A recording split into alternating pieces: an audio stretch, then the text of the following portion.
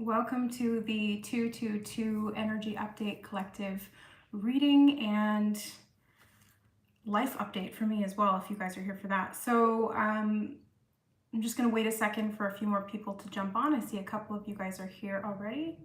Welcome. I've got the chat open, so if you see me looking down, I'm looking down at that. Can you guys hear me okay for those of you who are here? Just let me know, and then we'll go ahead and get into it.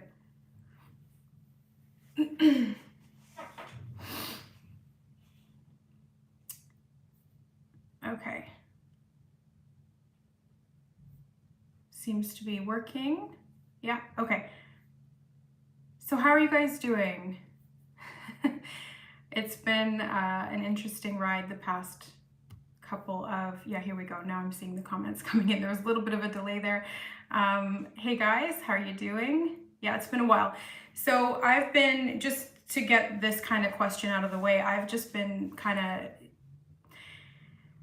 behind the scenes doing some work, working a lot with clients and kind of just biding my time and focusing on my energy. So I wanted to kind of jump back on here, and I said to myself, okay, I'm gonna get on here. I'm gonna do a collective update on the Tuesday. I think that's what everyone's calling it, Tuesday, because it's 2/2/2/2, and it's on a Tuesday. So happy Tuesday, and that's kind of what I wanted to talk about today, was the energy of the collective at this time, what this state even means, if anything, and kind of where we are going energetically, collectively, ascension-wise, new earth, all of that good stuff. So if you guys are here for that, welcome.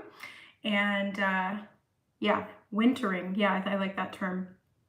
So yeah, there's been a lot of roller coasters of emotions. I see Anita mentioning that. So there's been a lot of things kind of going on. The energies have been crazy. There's been a lot happening around the world collectively. Over the last 2 years, we've been in this state of complete upheaval of our current norm, right? And even over the past 3 weeks or the past month or so, things have been progressively getting even more kind of dystopian, and that especially here in Canada where I'm located. So there's been a lot of protesting and freedom fighting, and the whole convoy initiative sparked by the truckers. So that whole thing has been going on.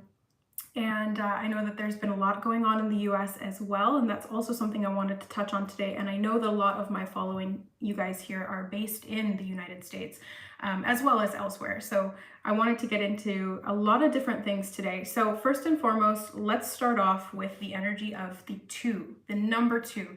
Numerologically speaking, today is a 2 day. So this is all about balance, equality, harmony, teamwork, working together as a group, as a unit, working as 2 opposites, making one whole. So it's balancing those things out. 2 also is linked to karma. It's like the scales of justice. So we see the 2s representing shifts in karma, changes in karma, cycles repeating or changing in some way, and building as well. So 2s are often associated as the master builder number. So this is really about taking things and putting them into something new. So I always see 2s as kind of like the glue that holds everything together. So it is the glue that holds the chair or the box or whatever different pieces of wood that we're putting together into a whole. So this is kind of what this teamwork energy is all about. It's working as a unit, working as a whole, so that we can create positive change, build the way forward for something that we actually want to see and create. The 2s also speak of duality and polarity. So we see a lot of new kind of awareness, especially for a lot of people who are just newly awakening, and they're gaining more consciousness around power structures and how that applies to them personally as well as spiritually. And the duality and the polarity are being very emphasized right now. So we're seeing a lot of dark versus light, awakened versus unawakened, power versus disempowerment, and all of these things, freedom versus restriction. So there's a lot of themes of duality being brought up. And the funny thing about duality is that when you get to the higher levels, dimensions of consciousness and states of being, duality does not exist. So the actual experience of duality is very limited to this this realm and this location, especially within the third dimensional reality that we live in here on Earth. So duality to me is a merging of these opposites, and two things can coexist at once. And that's something that can be really hard for us to kind of wrap our heads around, because how can fear and love exist at the same time? How can peace and war exist at the same time? How can empowerment and disempowerment exist at the same time? And yet they do. And especially when we're looking at it from a very integrated perspective, what we experience is both of those things can coexist, not just outside of us, because outside is just a reflection, but what's actually happening is that it's being reflected from within. So we are co-creating, and the experience that we have individually ends up being magnified collectively because we're all one. So we're all having this experience of duality, and we're warring between ourselves. Not really warring, that's probably not the right word, but we are kind of testing the waters of this back and forth, light and dark, power versus dispower, and disempowerment, all of that kind of thing. So that's kind of what I wanted to talk about today. But first and foremost, I wanted to briefly touch on that energy of two and how that applies. Now, I also wanted to mention that the Gregorian calendar that we are, referring to here is not even necessarily something that is a universal truth, right? This is a made-up system of time that we've created and that we abide by. So does this particular day have an energetic impact on us? Objectively speaking, no, it doesn't. It's completely arbitrary. However, because we focus on it, because we add meaning to it, we are co-creating something that is very powerful. So this is where the intention and the awareness are so crucial, because if we are not being mindful of what we are creating within and how that's being reflected outside of us, then we end up manifesting very much from the unconscious, which is kind of hit or miss.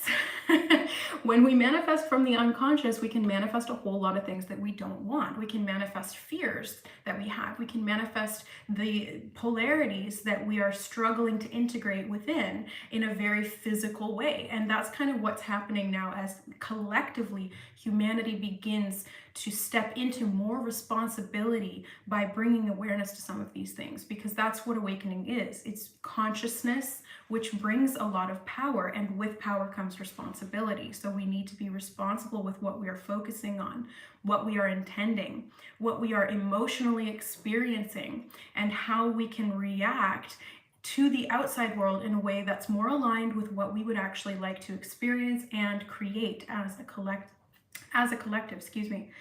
So let me just take a look at some of your guys' comments here. Oh, my brother's here. Hi, Liam.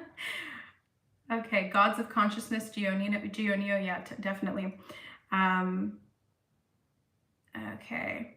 Anyway, so the collective focus is something that it's very important for us to individually shape with responsibility, with intention, because where focus goes, energy flows. We are constantly transmitting and receiving signals energetically. We are collectively connected. So we are tapped in and able to transmit and receive these signals. So as we take responsibility within for how we react to what's going on outside, we increase our vibration, and by doing so, we harmonize the vibrations around us. So we're able to assist others in also raising the vibration. That's why peace, love, and unity, when collectively implemented, are so hugely powerful. So this is something that we were seeing with the protests, and that is a threat to the disempowerment and tyrannical systems that have been put in place kind of behind the scenes. And now those things are becoming more obvious.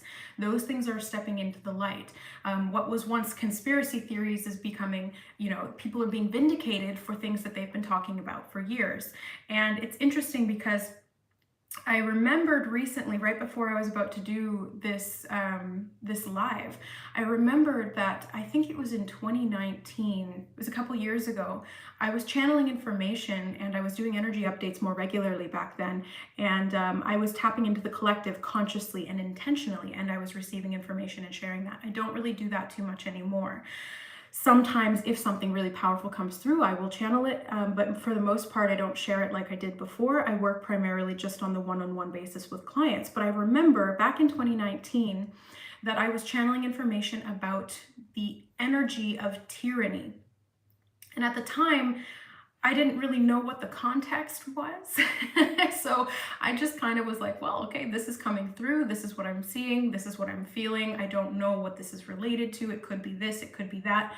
And now in hindsight, I'm seeing that it was actually, I was not predicting, because I don't really believe in predicting, but I was tuning into the energies of that future timeline, because all time is condensed and happening in the now, and all now moments are connected in time, in energy. So being able to be open to that kind of energetic connection is what allowed me to channel that, but not knowing the context.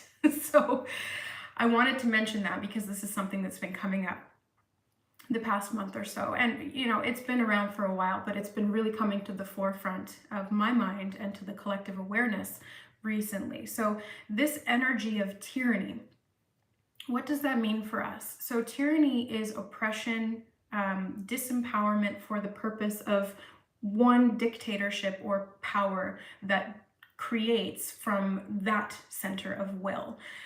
Where in a democracy, we are all working together and we are all co-creating consciously what we would want, and we have say in that. Whereas within tyranny and in a dictatorship, we don't have say in that, and we have to abide by what is being placed upon us under threat.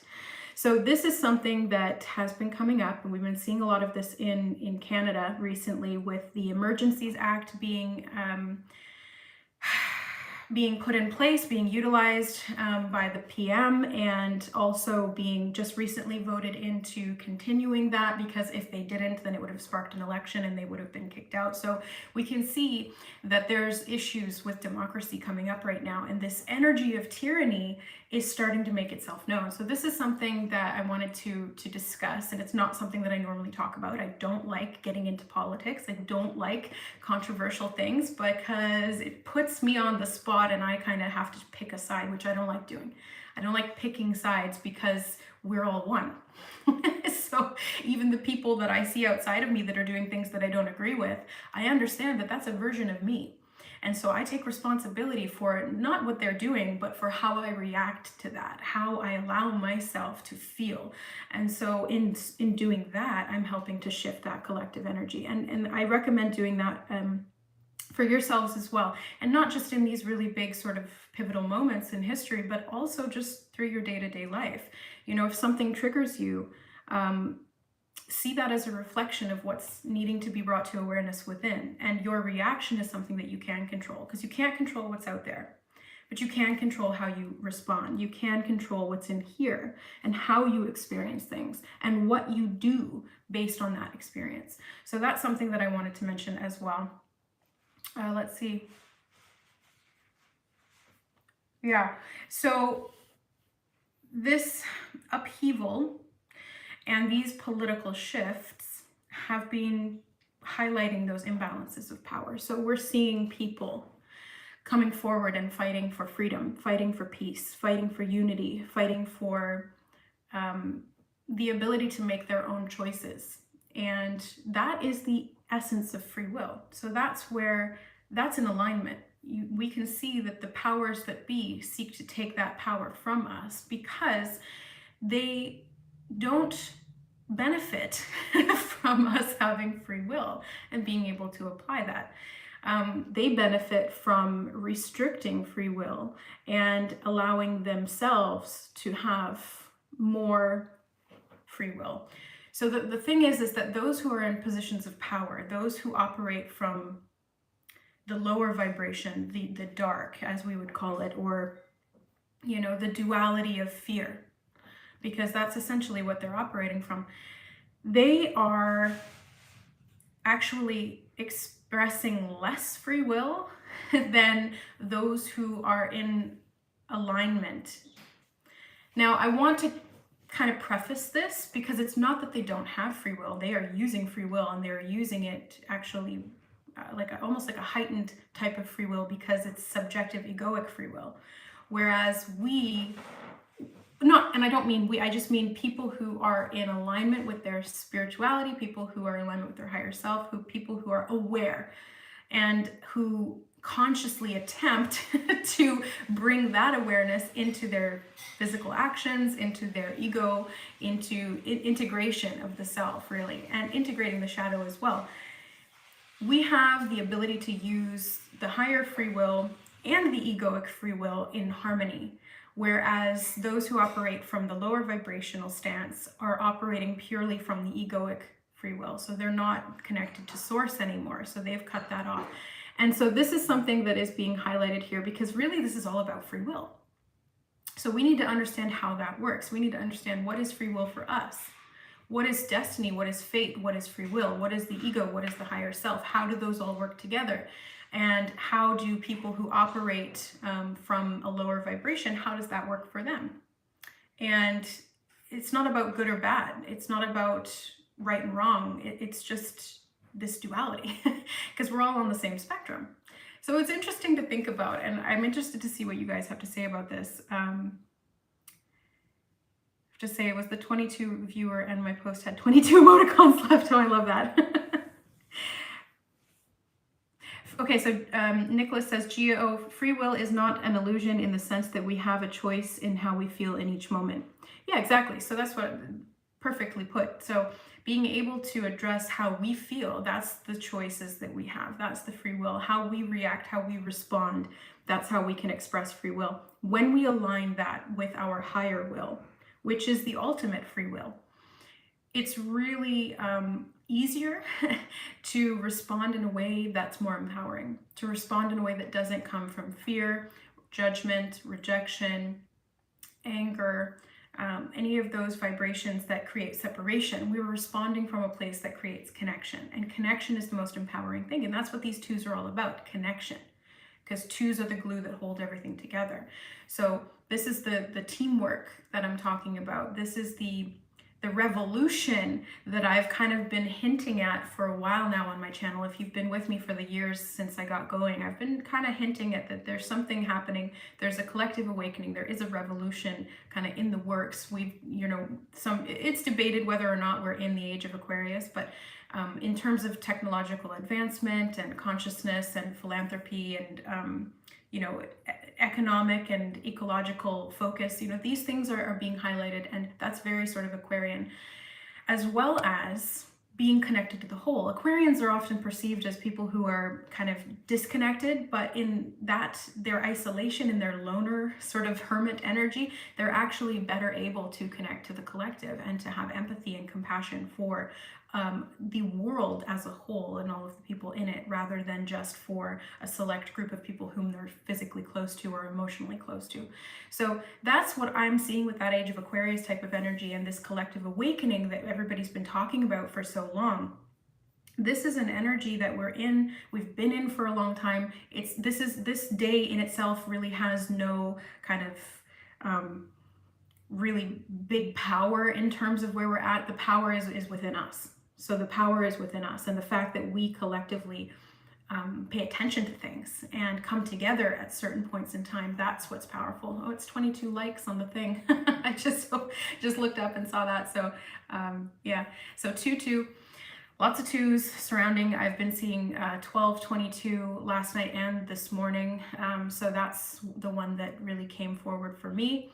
But there's been a lot of numerology that can help to guide us, and that's really all it is. It's not that it has energy or power of its own, it's the power that we give it. So numerology can help us to understand things better. It can help to give us guidance. It can help us to apply meaning and to create meaning, to manifest and to continue on a trajectory that feels aligned with us. So that's something to think about as well.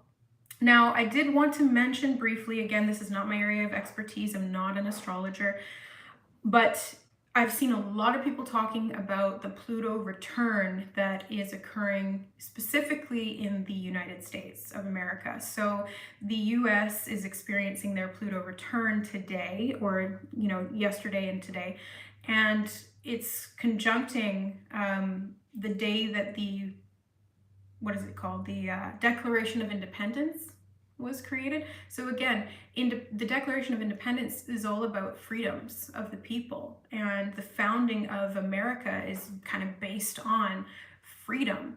And so this energy is being highlighted, and Pluto is the planet of death and rebirth.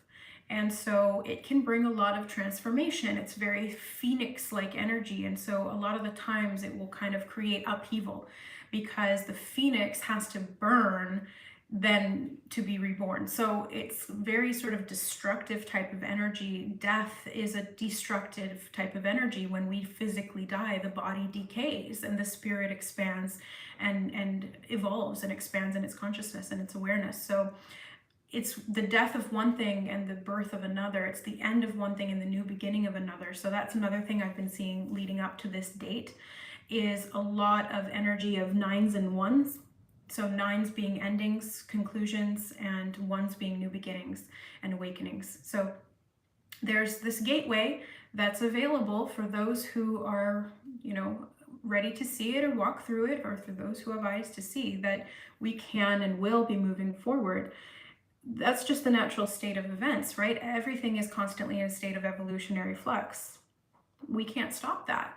But what we can do is we can influence it in a way that will create more of what we would like to experience, what we would like to share, and what we would like to see in the world. And like I said, the best way to do that is to start within, to start creating that within yourself, to start implementing that in your day-to-day life. So if you're seeking more freedom, start acting like you have more freedom.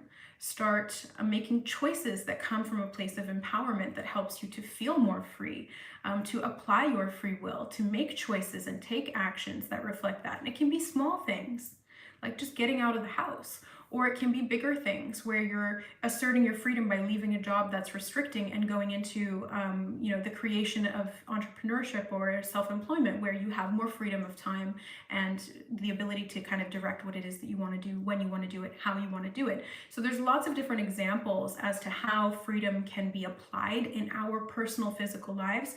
And as we do that, it impacts the outside. So this is kind of what I wanted to get at here, is that energy of freedom is what opposes tyranny. And so we have to embody freedom within ourselves. We have to free ourselves from self-imposed limitations. We have to free ourselves from the egoic free will, which can sometimes kind of not steer us off course, because I don't really believe that there is an off course. I think we're always on course, no matter what it looks like. But sometimes the ego can take us on a path that's a little more bumpy. So it's important to connect to the higher self, because that free will is the ultimate free will. That's the real you. That's the authentic you. That's the bird's eye view you, not the one who can't see the forest through the trees you. So being able to connect to that free will, that higher will, is what allows us to transition with more ease and hopefully more unity. Because that's at the end of the day what we're striving for, right? If you're here, if you're following my channel, then I'm assuming that you are pro-freedom, pro-choice, pro-unity, I don't mean pro, you know what I mean? Not in a political sense, but in an energetic sense. We're seeking to create a compassionate collective where we can exist as a whole with less separation, less fear, less anger, less aggression, more love, more compassion, more empathy, more understanding, more awareness. So that's basically kind of where humanity is moving into. I also wanted to mention that the last time that Pluto had a return was the fall of Rome or something like that. Don't quote me on that, but I've been seeing people talking about that, how it's correlated to kind of like the implosion of systems and structures that, you know, once seemed completely indestructible, but because they were unsustainable and not actually in alignment with freedom, because they conquered with the energy of oppression, anything that's out of alignment to that degree will be called into question. The scales of justice will be brought, and the balance therein will be achieved. It's inevitable. That's how karma works. It's like gravity. It just is. It's not a judgment. It's just, if this is out of alignment, it needs to be balanced. If it's too much out of alignment this way, it needs to be balanced. So that's what's going to happen. So pro-love, yeah, exactly. Pro-love, faith and be aware of who you really are. Yeah, exactly. So this is something that is really highlighted at this time, and that's what I wanted to bring up, because history has a tendency to repeat itself, and not in the literal sense where it's the exact same thing happening, but the same general themes tend to occur around the same cyclical repetition points, because as we view time, we view it linear, we view it as one straight line, but how it's actually happening is more of a forward trajectory or spinning of the wheel. So it's not stationary like this. It does move forward, but at least from our perspective and point of view, but it is evolving and revolving. And so as it cycles through these time points, we are connecting with energy from past themes, and that's partially connected to the planetary movements, it's partially connected to collective consciousness, it's partially connected to the larger cycles of time, like the Kali Yuga and things like that, so the yugas themselves. So this is like this is big stuff, guys. And today isn't like the be-all end-all day, like, oh, this is the point where everybody in humanity is going to ascend and everybody's going to wake up and it's going to be 5D new earth and we're all just going to be living in happy land. That's not how it works, because we didn't come here for that. We came here to watch the show, to participate in the show, and that's kind of what my higher self has been reminding me of lately. It's like, you know, yes, it seems all-consuming and it feels scary when you're in it, and it can make you angry, it can invoke emotions, it can feel very unstable. My higher self comes in and reminds me in those moments that I'm experiencing that you know, I signed up to kind of be in the show. And that means that I can both simultaneously act it out and influence things, while at the same time observing it for what it is, which is just a show.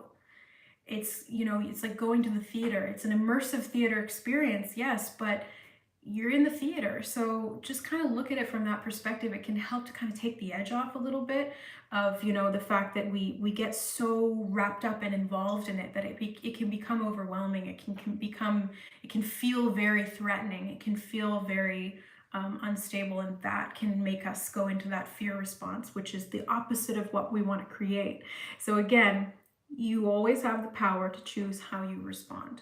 You always have the power to choose where your focus goes. How your perspective shifts things will dictate how you respond, and how you choose to react based on what you've chosen to focus on is something that you can control and that will be beneficial for the whole. So I think that's everything that I kind of wanted to talk about here today. Collective focus and intention is expanding. I do see a lot of people coming into new awareness, because as things get more obvious, they start to notice. They start to put the pieces of the puzzle together for themselves. Those who don't want to see, though, they won't. And that's fine. That's what their soul has chosen. That's what they're choosing to experience at the level of their incarnation, and that's completely acceptable.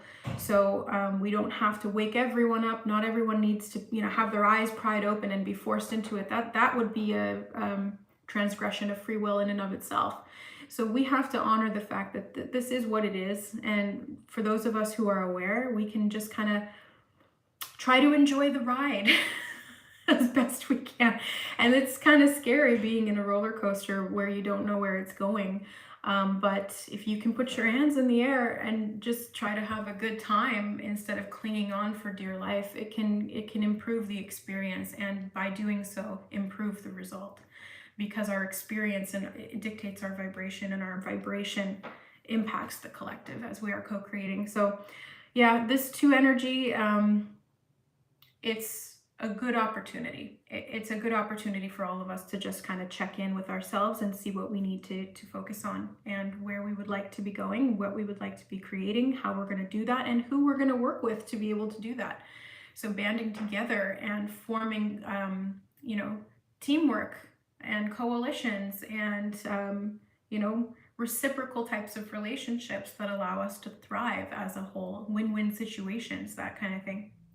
So let's see what you guys are saying here. I'm seeing the layers, shifting through layers, but it's a lot. I don't know what to trust anymore sometimes. Okay, yeah, that's definitely something. When things are so kind of convoluted and kind of turned on their head, because a lot of the time what will happen is that there will be multiple truths present simultaneously. And so we kind of have to choose which is true for us. That's the most important thing. Discernment comes from within. It's the intuition, it's the connection to the authentic self, which allows you to interpret things more accurately for you. It doesn't need to be that way for everyone else. They might not agree with that particular discernment, but you do, and that's all that matters. But when things get really kind of topsy-turvy is when what's being presented as truth gets exposed as a lie, and what's been presented as a lie gets exposed as the truth. And so we start questioning the structures. We start experiencing distrust. And that can impact us in the direct internal way, as basically what's happening is that we're not trusting what's outside, but really what's happening is we're not trusting what's inside. Because if we believed something that wasn't true, then we start to question ourselves. Like, how is my discernment, that off? What's going on with me? I can't trust myself. That is actually very similar to abusive structures, where gaslighting and abusers will abuse the victim and get them to question their own ability to choose or to see things clearly or to use discernment. And it's undermining your self-trust. So again, if out there seems overwhelming, if what's going on there is causing you to go into a state of fear or distrust, I want you guys to take that as a signal, as a big flag that goes up and it says, hold on, I need to go inside and trust myself. How can we do that? Well, we have to build up our connection to what feels right for us. So that means tuning into your body, feeling into the sensations, the emotions, the experiences there. It means connecting with your subconscious and the shadow self. It means connecting and allowing connection to occur and embodiment to happen with the higher self. I work with all of this with my clients, so if you have worked one-on-one with me, you'll have heard me talk about how to do this. We'll have gone over it specifically, personally for you. I will be working on building a course or some kind of a webinar where I will be kind of walking you through the steps. So for those of you who haven't worked with me one-on-one, at some point in the future, hopefully this year, I will have that kind of on the go, and I'll announce that so that we can work together to learn how to really embody that true sense of discernment, that self-trust that is so crucial to really experiencing in a more positive way. And what I mean by positive is in a more aligned way. Because it's not positive and like good or bad, it's just aligned or misaligned. So this is, it's trial and error. It's a lot of trial and error, but it's also about continually turning that telescope or that lens of focus to the inside. So if you find, like I said, use that as a red flag. If you start to feel triggered by what's happening out there, turn it in, turn it in, turn it in, turn it in, and look inside. What do I need to do to build trust? What do I need to cultivate love, empathy, understanding for myself? How can I better connect to myself to be able to discern what's right for me?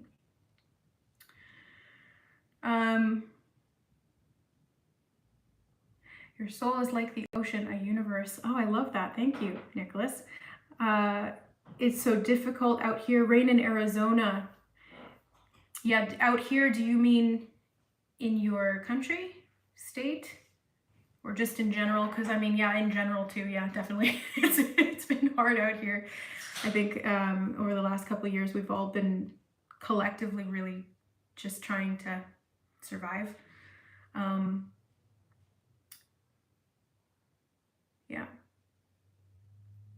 Really struggle with what is true about the solar flash. Is that true? People are telling that it's coming, but it never happens. Yeah, from within. I've actually talked about that in the beginning of my kind of journey here on YouTube. I was channeling stuff about it. I was being guided towards information pertaining to it, and I was seeing everybody else talking about it, and it really kind of like got that ball rolling inside me, like, okay, yeah, this is like a thing, this is happening. And then it just never does, and then people kind of try to explain it away, like, well, you know, probabilities and timelines are always shifting. And so I've kind of come to this state of awareness where I'm just kind of detaching from all of those like ascension time points and things kind of happening from the outside causing awakening, because I really don't see that as something that will happen, and that's like a complete 180 from my old view. And I'm not ashamed of that, because that's what growth looks like, right? Growth is being able to change your perspective. Growth is being able to alter and absorb new information, and to be able to alter your awareness. So, oh, thank you, Rainbow Love Light. Thank you so much for the super chat. I really appreciate that. Yeah, there's super chat. I've got the PayPal link there as well if you guys prefer to do it that way. You don't have to, of course you don't have to, but and I also have my website link there. So for those of you who want to check out my services and all that stuff, it's on there. So to go back to your question from within, I really feel like this is more so just about us. Like, it's not what's going to happen out there to trigger an awakening or a change or a collective shift. It's us. It's always been us. We are that. And so we are that solar flash. We are that change. We are that collective ascension. It seems almost audacious to think, like, how could I as one person influence something so vast? But that's what it is, because we are not just one person. We are the all, experiencing ourselves as separate fractals, as individuations, independent points, connected to everything. So it's not just you, it's all of us, and we're all experiencing this at the same time in very different ways, which is also really interesting, because multiple truths can exist in this realm. So the awakening, the ascension, the collective shift, it's in here. And I point directly to the heart for a reason. I'm not saying it's in here. I'm not saying it's in here. I'm not saying it's anywhere else. It's in here. It's in the heart. So this is where we shift. This is how we awaken. It's through the heart. It's through love. It's through unity. It's through connection. It's through awareness. It's through peace in the face of fear. It's through calm in the face of stress. It's through love in the face of hate. It's through personal power in the face of disempowerment. And that can be a real challenge for us here in this 3D reality, because we experience things so physically. It can be really, really hard to detach from that and to internally choose what we're going to experience and create. But when we do learn to work with and surrender to what is, it allows us to shift what will be. So I don't mean surrender as in give up. It's the opposite of what I mean. Surrender is basically allowing yourself to accept what you can't change, and to take responsibility and put your power focus on what you can change, which is in here. So the death and rebirth process is happening inside of us. And we go through cycles of this through time, all the time. And it's like small death rebirths, bigger ones, even bigger ones, and then collective ones. So it kind of fluctuates and it expands like this. It's constantly in a state of expansion, contraction, and that's what That's what consciousness does. That's what time, that fluctuation does. That's what the universe does. It's constant. We're in a state of expansion now. It will contract and it will go back again. So it's that infinity loop. Because if you look at contraction and expansion, what does that look like? A lemniscate, which is the infinity symbol. So this represents our connection to everything, and something that is infinite is singular. Even if it appears to be completely separate, something that is infinite is singular. So we are all experiencing this in our multitudes of different perspectives, but we are one. And so this choice is the most important choice. This love is the most important love. This awareness is the most important awareness, because we shift this, we shift that. So what I wanted to do today, Nicholas, I'm already in a relationship, sorry. Yeah, anyway, so this is kind of something that I wanted to do here as well, was to do a collective activation.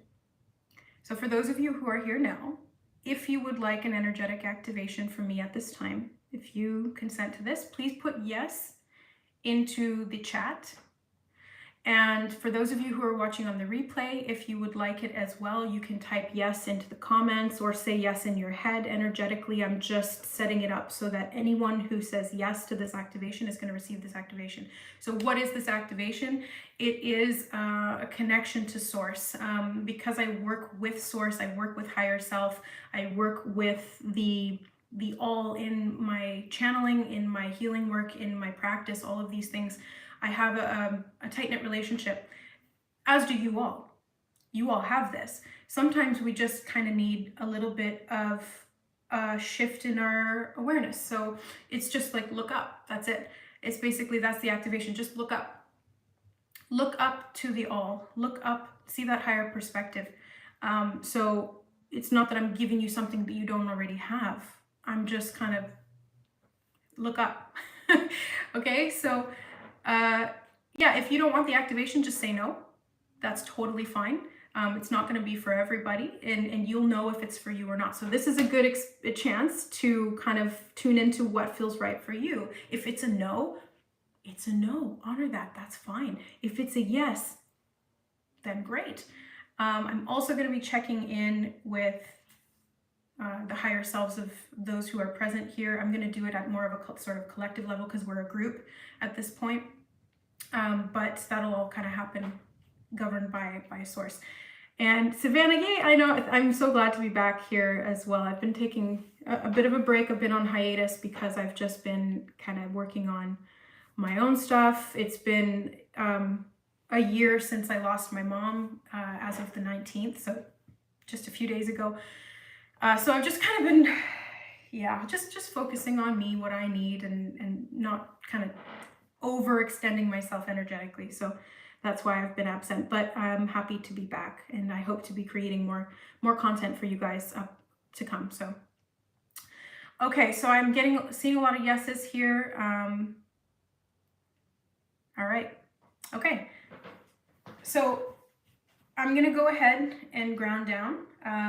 For those of you who would like to join me in this, all you have to do is just focus on anchoring your energy. So feel that sense of stability, feel that connection to the earth. You can visualize roots growing out of the bottom of your feet. You can press your feet into the ground if you're more tactile and less visual. You can imagine a beam of white light running from out the bottom of your feet down into the core of the center of the earth. Whatever it is that you fancy, if you have a different technique that you prefer, then go for that. Whatever feels right. Okay, so I'm gonna just ground myself down.